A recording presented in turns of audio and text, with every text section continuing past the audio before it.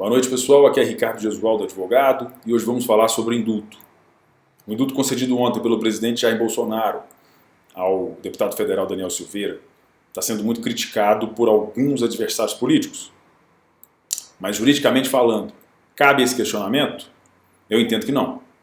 Indulto significa perdão.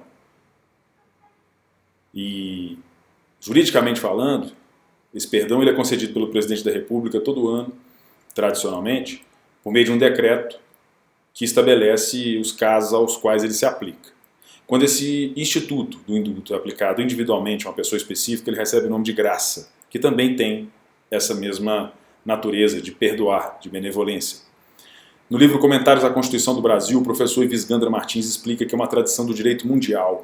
Inclusive, em entrevista hoje, ele relembrou isso, que o governante, seja ele o monarca, presidente, rei, faraó, ele sempre teve o direito de conceder um perdão a um condenado, ou a mais de um, dentro daquilo que ele considera importante politicamente falando. Então, em casos excepcionais, resultados inaceitáveis politicamente, erros judiciais, situações assim, tradicionalmente é aplicado o Instituto Jurídico do Indulto.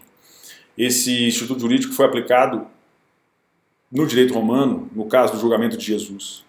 Infelizmente, escolheram Barrabás para ser o beneficiado. Porém, é fato que o instituto jurídico aplicado foi o indulto. Então,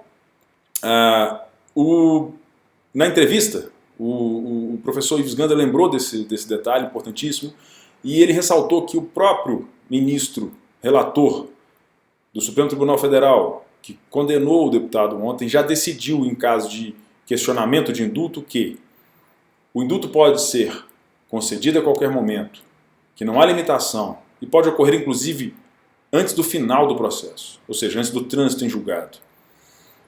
Razão pela qual não cabe, no nosso entendimento, os questionamentos que foram feitos hoje.